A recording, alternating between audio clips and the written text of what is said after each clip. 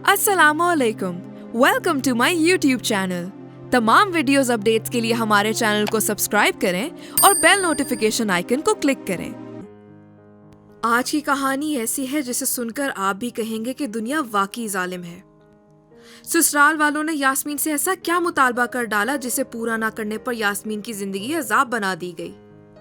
बेटियों का नसीब अच्छा हो तो शादी के बाद उनकी जिंदगी आराम से गुजर जाती है, और अगर खुदा ना ख्वास्ता शादी के बाद बेटियों को ससुराल में बहाने बहाने से सताया जाए तो इनकी जिंदगी रंज और गम की तस्वीर बन जाती है।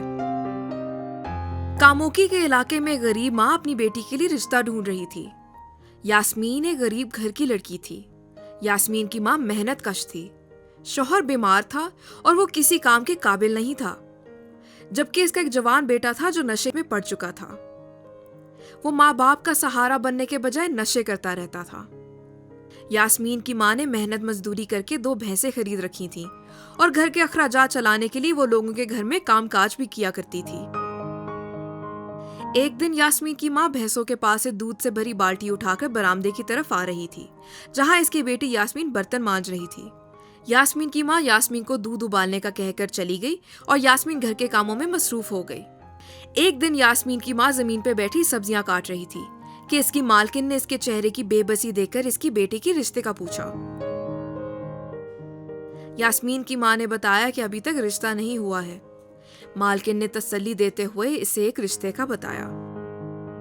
यास्मीन की माँ बेटी की शादी की जिम्मेदारी कुछ जल्द से जल्द पूरा करना चाहती थी। कुछ ही दिनों में यास्मीन के लिए बाबर नामी एक लड़के का रिश्ता आ गया। बाबर सब्जी की एक रेडी लगाता था और अपने भाई और भाभी के साथ रहता था। रिश्ता आने के कुछ दिन बाद ही यास्मीन की सादगी से शादी कर दी गई। यास्मीन के ससुराल वालों का यास्मीन के साथ रवैया अच्छा ना था। ससुराल वालों ने शादी के पहले दिन से ही यास्मीन के साथ तानेबाजी शुरू कर दी थी। एक दिन यास्मीन का शौहर अपने ठेले से बची कुची सब्जियां लेकर घर को वापस लौटा और यास्मीन को देने लगा।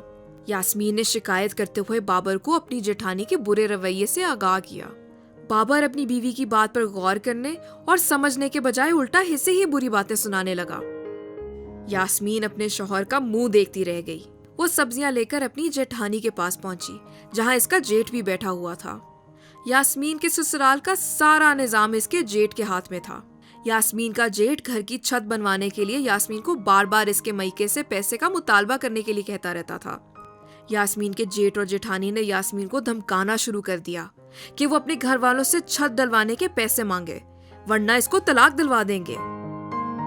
यास्मीन अपने गरीब माँ बाप से मुतालबा नहीं कर सकती थी। वो परेशान थी कि उसके माँ बाप इतने पैसे कैसे देंगे। ससुराल वालों का दबाव यास्मीन पर दिन ब दिन बढ़ता गया और दबाव इतना बढ़ चुका था कि बात मारपीट और तशद्दुद तक पहुंच गई। जेठ जेठानी यास्मीन की नंद और उसकी सास यास्मीन को तशद्दुद का निशाना बनाते और उसे मारते पीटते, सिर्फ इसलिए क्योंकि उसने अपने मैके वालों से छत डलवाने के पैसे नहीं मांगे थे। इस तमाम सूरत हाल में उसका शौहर तमाशाई बना हुआ था। वो अपने भाई भाभी को इस जहालाना रवैये से रोकता ही नहीं था। यास्मीन की माँ ने बेटी का घर बचाने के लिए किसी न किसी तरह 50,000 रुपए उधार करके जेठ को भिजवा दिए, मगर यास्मीन की जान अभी भी नहीं छोड़ रहे थे। यास्मीन को तब भी ज़हनी दबाव देकर मारा पीटा जा रहा था। ये रोज का मामूल बन चुका था। आए दिन ससुराल वाले यास्मीन से पैसों का मुतालबा करते और जब वो बंदोबस्त ना कर पाती तो इसे खूब मारते पीटते। एक दिन यास्मीन माँ के सरहाने बैठी रो रही थी। बेटी को रोता देखकर चारपाई पे लेटे मौजूद बाप की आंखों में भी आंसू आ गए और माँ बेटी को तसल्लियां देने लगी। यास्मीन की माँ बेबसी से बेटी को गले लगाकर रो रही थी कि कहीं इसकी बेटी का घर बर्बाद ना हो जाए। एक दिन यास्मीन ने जेठ और जेठानी के लिए खाना लगाया तो जेठानी और जेठ फिर यास्मीन को पैसों के बंदोबस्त करने पर धमकाने लगे और इसे घर से निकालने के लिए धमकियां देने लगे।